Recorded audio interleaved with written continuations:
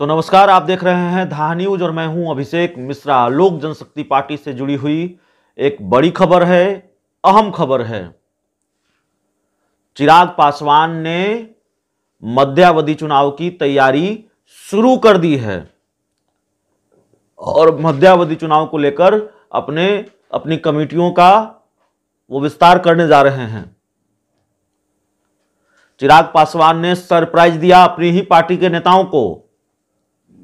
बिना किसी पूर्व सूचना के अपनी पार्टी के प्रमुख नेताओं को अचानक दिल्ली तलब किया और कल से लगातार बैठक चल रही है चिराग पासवान के घर पर। लंच और डिनर भी लोजपा के प्रमुख नेता चिराग पासवान के साथ ही कर रहे हैं। हमारे पास जो जानकारी आई है वो जानकारी यह है कि चिराग पासवान 35 जिला अध्यक्षों के नाम पर मुहर लगा सकते हैं। 2 दिवसीय बैठक चल रही है, कल चली, आज चलने वाली है और आज 35 जिला अध्यक्षों के नाम पर मुहर लग जाएगी। कार्यकारी प्रदेश अध्यक्ष और प्रधान महासचिव की नियुक्ति पहले ही लोक जनशक्ति पार्टी ने कर दी है, चिराग पासवान ने कर दी है। राजू तिवारी को बिहार का कार्यकारी प्रदेश अध्यक्ष बनाया गया और संजय पासवान को लोजपा का प्रदेश प्रधान महासचिव बनाया गया है। बैठक में पार्टी के अहम नेता जो पटना से दिल्ली पहुंचे हैं, कार्यकारी प्रदेश अध्यक्ष राजू तिवारी, प्रधान महासचिव संजय पासवान, शाहनवाज कैफी, हुलास पांडे, संजय रविदास और संजय सिंह को चिराग पासवान ने तलब किया था। आनन फानन में नेता दिल्ली पहुंचे, लगातार बैठक चल रही है चिराग पासवान की इन नेताओं के साथ और लंच और डिनर भी साथ साथ चल रहा है। जो खबरें आ रही है उसके मुताबिक संजय रविदास और संजय सिंह को आज अहम जिम्मेवारी मिल सकती है। सवर्ण और दलितों को साधने की कोशिश में चिराग पासवान इस समय हैं और यह पूरी तैयारी मध्यावधि चुनाव की बताई जा रही है। चिराग पासवान मध्यावधि चुनाव की तैयारी में जुटे हुए हैं। तो बड़ी खबर लोक जनशक्ति पार्टी की तरफ से आ रही है, लोक जनशक्ति पार्टी को लेकर आ रही है। दिल्ली में बैठकों का दौर शुरू है, 2 दिन से लगातार बैठक चल रही है। पार्टी के बड़े नेताओं को चिराग पासवान ने अचानक दिल्ली तलब किया, उनके साथ वो लगातार बैठक कर रहे हैं और जाहिर है ये तैयारी मध्यावधि चुनाव की है। चिराग पासवान ये पहले कह चुके हैं कि बिहार में मध्यावधि चुनाव होना है, हो सकता है और होगा। इससे 2-3 दिन पहले लोक जनशक्ति पार्टी ने प्रदेश कार्यकारी अध्यक्ष राजू तिवारी और संजय पासवान जो प्रदेश प्रधान महासचिव हैं उनके नेतृत्व में रालोसपा के और एनसीपी के कई नेताओं को अपनी पार्टी में शामिल कराया। वो खबर हम आपको दिखा चुके हैं। बिहार दिवस को लेकर चिराग पासवान ने अपनी चुप्पी तोड़ी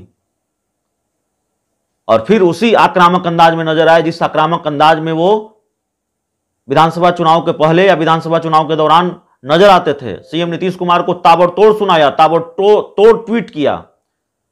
बिहार दिवस पर सीएम ने एक ट्वीट किया और उसके बाद चिराग पासवान ने तंज भी कसा, हमला भी बोला, पलटवार भी किया, सब कुछ किया। चिराग ने लिखा कि 1:30 बजे रात को आपको बिहार दिवस की चिंता है मुख्यमंत्री जी, और जमुई के विकास को लेकर हम पत्र लिखते हैं, उसका कोई जवाब नहीं आता है। बिहार में शिक्षा की स्थिति बदतर है। तो ये सारी बातें चिराग पासवान ने कही हैं।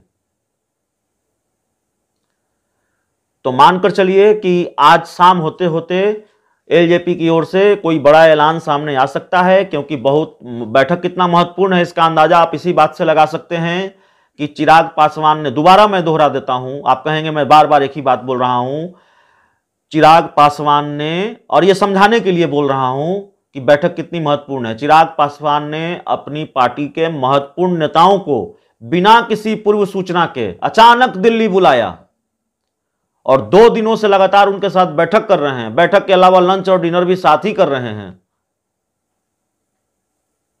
तो अपने कुनबे को न सिर्फ मजबूत करने की कवायद में जुटे हैं चिराग पासवान, बल्कि जो सवाल उनकी पार्टी को लेकर उनको लेकर लगातार उठ रहे हैं उन सवालों को खारिज करने में भी जुटे हैं। यह कहा जा रहा है कि इतना लंबा वक्त हो गया, प्रदेश कमेटियों का गठन नहीं हुआ, जिलाध्यक्षों का गठन नहीं हुआ और चिराग पासवान के जो सियासी दुश्मन है वो लगातार इस सवाल को उठाते रहे हैं। तो इन सारे सवालों को खारिज करने में, इन सारे सवालों की गुंजाइश खत्म करने में चिराग पासवान जुटे हुए हैं और प्रदेश कमेटियों का भी ऐलान शायद आज हो जाएगा और इसके साथ ही 35 जिलाध्यक्षों के नाम पर मुहर लग जाएगी। ये बड़ी खबर हम आपको इस वक्त बता रहे हैं। तो इस पूरी रिपोर्ट में इतना ही। बहुत बहुत धन्यवाद।